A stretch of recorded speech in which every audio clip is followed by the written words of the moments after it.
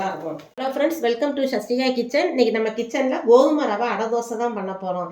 மாவு இல்லாத நேரத்தில் இந்த கோதுமை ரவை அடை தோசையை ரொம்ப வேகமாக பண்ணிடலாம்.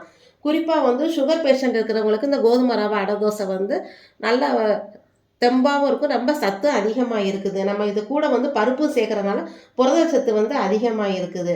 இதுக்கு வந்து நம்ம வந்து 1 கப்பு வந்து கோதுமை ரவை எடுத்துக்கிறோம். நீங்கள் எந்த கப்பில் மெஷர்மெண்ட் எடுக்கிறீங்களா, நான் இந்த 1 டம்ளர் அளவு கோதுமை ரவை எடுத்துருக்கிறேன். இதுக்கு வந்து ஒரு 1/4 டம்ளர் அளவு வந்து கடலைப்பருப்பு எடுத்துக்கிறோம், 1/4 டம்ளர் துவரம் பருப்பு எடுத்துக்கிடுவோம். இந்த அடைக்கு தேவையான அளவு காரம் சேர்த்துக்கிறோம். ஒரு 4 மிளகா வத்தல், 1 ஸ்பூனு சீரகம், 1 ஸ்பூன் சோம்பு, ஒரு பிஞ்சு பெருங்காயம், ஒரு குட்டி தக்காளி, 3 வெள்ளைப்பூண்டு, 2 சின்ன வெங்காயம் சேர்த்துக்கிடுவோம். சேர்த்து உப்பு போட்டு இதை மிக்சியில் அரைச்சி நம்ம அடையாக செய்கிறது தான். கோதுமை ரவையை வந்து நம்ம தனியாக தண்ணி ஊற்றி ஊற வச்சுக்கிடுவோம், பருப்புகள்லாம் தனியாக ஊற வச்சுக்கிடுவோம். ஒரு 10 நிமிஷம் ஊறினாவே போதும், இந்த அடை மாவை வந்து நம்ம ரெடி பண்ணிடலாம். இப்போ எப்படி செய்யலாங்கிறத பார்க்கலாம். இப்போ நம்ம கோதுமை மாவு ரவையை வந்து இப்போ தண்ணி ஊற்றி நல்லா ஊற வச்சுருவோம். ஒரு 10 நிமிஷம் ஊறினாவே போதும், நல்லா ஊறிடும். அதை சும்மா லேசாக பல்ஸ் மோடில் வச்சு நம்ம கோதுமை ரவையை நம்ம அரைச்சி எடுத்துக்கிடுவோம். அடுத்து வந்து இந்த பருப்புகள்லாம் சேர்த்து ஊற வச்சுருவோம்.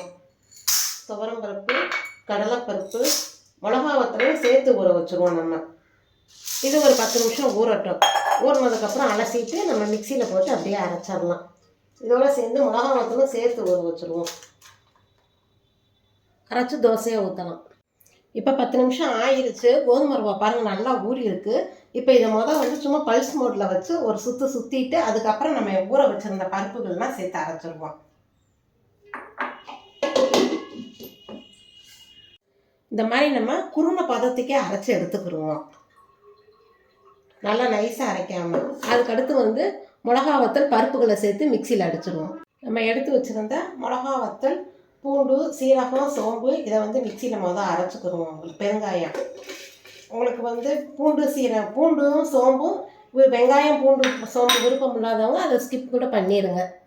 இதை மிக்சியில் அரைச்சிக்கிடுவோம். இப்போ வெங்காயம் பூண்டு சீரகம் இந்த மாதிரி அரைச்சிட்டோம். உங்களுக்கு இதில் வந்து நம்ம ஊற வச்சிருந்த பருப்புகளை வந்து தண்ணி இல்லாமல் சேர்த்து கொரகொரப்பாக அரைச்சி எடுத்துக்கிடுவோம். இதோட ஒரு தக்காளி பழமும் சேர்த்துக்கிடுவோம். கொஞ்சம் புளிப்பு டேஸ்ட் இருந்தால் கொஞ்சம் நல்லாயிருக்கும், அடை வந்து நல்லாயிருக்கும் உங்களுக்கு. இதை சும்மாவே இந்த அடையை சாப்பிட்லாம். இது சாப்பிட்றதுக்கு நல்லா தவளை அடை மாதிரி இருக்கும். இதுக்கு தேவையான அளவு உப்பும் சேர்த்து அப்படியே அரைச்சிட்டு வந்துடலாம். இந்த அடைக்கு தேவையான அளவு நம்ம உப்பையும் சேர்த்துக்கிடுவோம். உப்பையும் சேர்த்து அப்படியே மிக்சியில் அரைச்சிடுவோம். கொரகொரப்பாகவே அரைச்சி எடுத்துக்கிடுவோம். மாவு பருப்பு வந்து இந்த மாதிரி நல்லா நம்ம கொரகொரப்பாக அரைச்சி எடுத்துக்கிடுவோம். அரைச்சி இதையும் சேர்த்து அப்படியே கரைச்சி அப்படியே அடை தோசையை நம்ம ஊற்றுறது தான். தண்ணி சும்மா கொஞ்சம் மட்டும் ஊற்றிக்கிடுவோம்.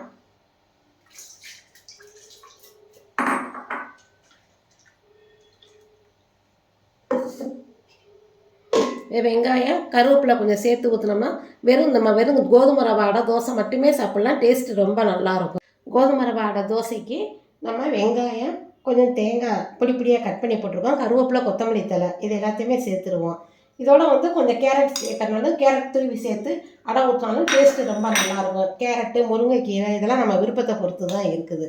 குழந்தைகளுக்கு கொடுக்கும்போது கேரட்டு, முருங்கைக்கீரைலாம் சேர்த்து கொடுத்தீங்கன்னா சத்தும் அதிகமாக இருக்கும். ஒரு அடை சாப்பிட்டாலும் குழந்தைகளுக்கு வயிறு ஃபுல்லாகிடும் உங்களுக்கு.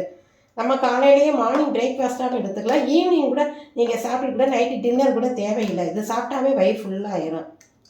இப்போ இதை அப்படியே நம்ம அடை தோசையாக ஊற்றி எடுக்கலாம். இப்போ தோசைக்கல் நல்லா சூடாகிடுச்சு.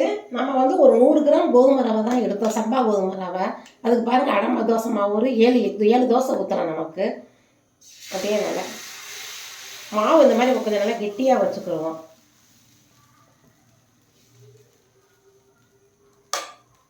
சுற்றி நல்லா எண்ணெய் இல்லைன்னா நெய் உங்களுக்கு எது விருப்பமோ அதை சேர்த்துக்கோங்க. எண்ணெய் கொஞ்சம் கூட விட்டோம்னா தான் நல்லா டேஸ்ட்டாக இருக்கும், உங்களுக்கு நல்லாயிருக்கும்.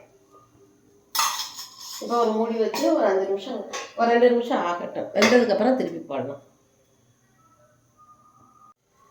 இப்போ ஒரு 2 நிமிஷம் ஆயிடுச்சு பாருங்கள், நல்லா அடை தோசை நல்லா வெந்திருக்குது. இதை அப்படியே நம்ம திருப்பி எடுத்துடலாம். நல்லா ஈஸியாக எடுக்கிறதுக்கு நல்லா ஈஸியாக வரும் தோசை. நல்லா 2 பக்கம் நல்லா செவக்க விட்டு எடுத்துடணும். இப்போ திருப்பி 2 நிமிஷம் கழிச்சு ஓப்பன் பண்ணி பார்க்கலாம். நல்லா பாருங்கள், 2 பக்கமும் நல்லா அடை வந்து நல்லா செவப்பாக வெந்திருக்கும். பார்த்தீங்களா, எடுக்கிறதுக்கு நல்லாயிருக்கும். நல்லா படல் படலாக வரும். இதை அப்படியே நம்ம எடுத்துட்டு வேற ஒரு அடை தோசை ஊற்றலாம்.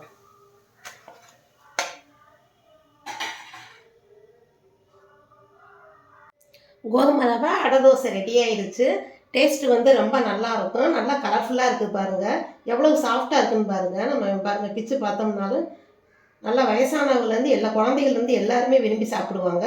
நம்ம வந்து இந்த தோசை அடை தோசைக்கு வந்து தேங்காய் சட்னி எடுத்துக்கிறோம். தக்காளி சட்னி எடுத்துக்கோங்க. உங்கள் விருப்பத்தை பொறுத்து இருக்குது. செஞ்சு பாருங்கள். உங்கள் கருத்துக்களை கமெண்ட் பாக்ஸில் தெரியப்படுத்துங்க.